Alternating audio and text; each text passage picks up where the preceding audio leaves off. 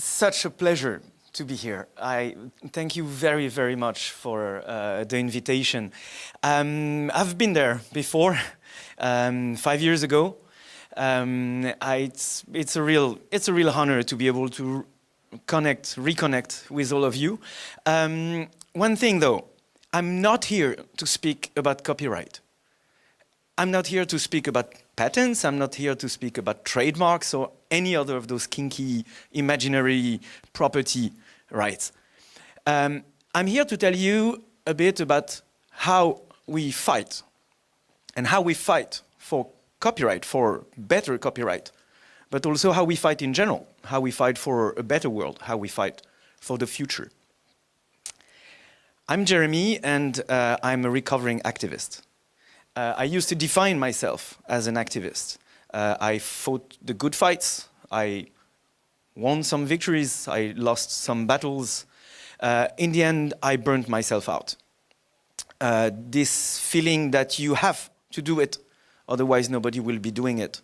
When people rely on you, look at you for advice, for guidance, for interviews. That feeling that if you stop, the world will stop spinning. That feeling that sleeping is a waste of time. All this leads to personal catastrophes, interpersonal catastrophes, structural catastrophes.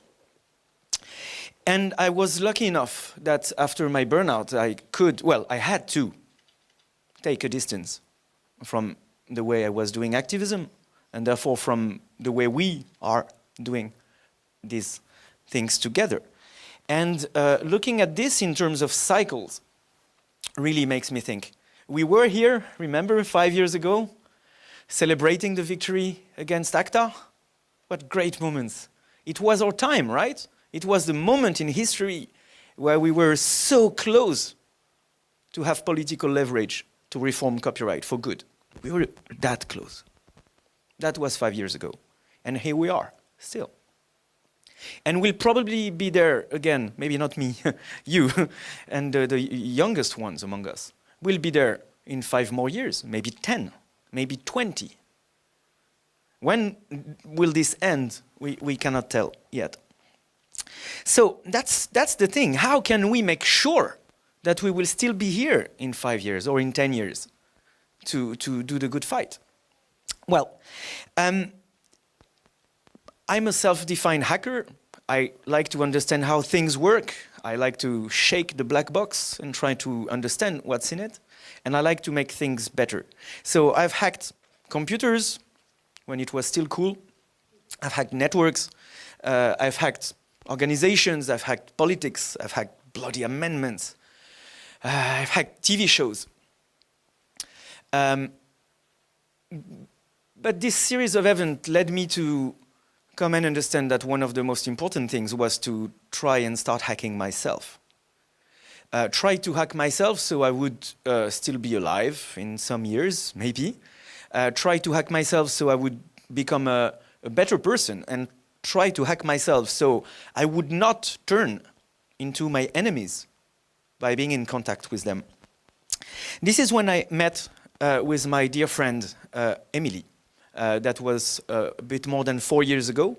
And Emily is a massage practitioner. She's a massage teacher as well. She mixes and remixes different massage traditions and cultures together. And when we met, she expressed her will to contribute to our causes, to our good fights. She had read the material from La Quadrature du Net. She had read about WikiLeaks. She had read what Assange wrote as political philosophy even before the foundation of WikiLeaks. And she wanted to contribute, but what she knows is massage, and she's not a hacker, she says. Well, it took me no time to take this mask down, because she is actually a hacker, and a very brilliant one. Instead of computers, she hacks people. Instead of lines of codes, she uses pressure and energy, and all the knowledge she shares. So emerged this idea that we would together do something so she could contribute to our movement.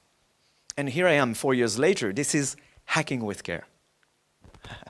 So the idea of hacking with care is that not only we will bring this knowledge about care understood in a very wide acceptance of the term. Care is shared goodness. Care is shared kindness. It can be a massage. It can be teaching yoga. It can be showing someone how to move their neck and shoulder to alleviate some of the pain of carrying one of those bloody laptops in your backpack all day. It can be just listen to someone. It can be just be there. It can be direct someone to someone else. It can be many things, really. But what matters is the way we plan on organizing this knowledge together, the way we live together this exercise of sharing knowledge. So we want to share knowledge about care as tactical tools for hackers and activists. This is what we do on our wiki. It's the only thing I wanted to show you because the website is not presentable, really. And because this is really representative of what we do. We collect and aggregate information. We produce information as well. I have here a few copies of this beautiful hand massage guide that I can give you afterwards, but you can also download it from our wiki. It exists in English, in Spanish, in Portuguese. You can download it and print it and let it in your office, in your hackerspace.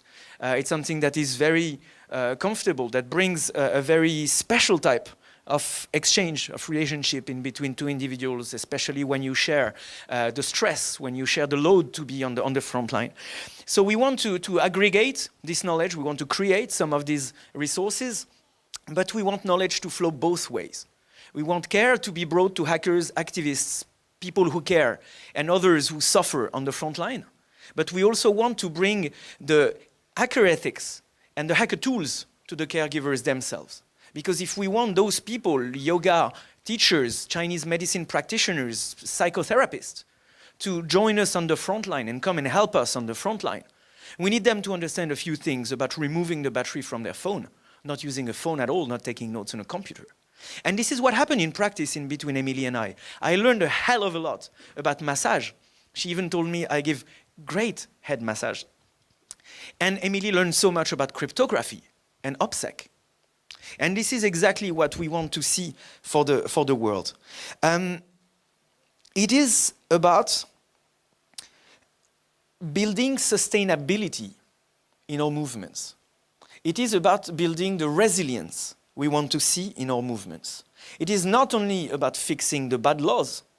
It is not only about caring for the world, but it is also about becoming better persons ourselves. It is about gaining some appeal to the young generations, to be able to attract those new talents to our causes. And we can't do this with the myth of the martyr. We can't do this if we burn ourselves out to death. We can't do it if we all end up being sad and depressed with so much pressure on our shoulders.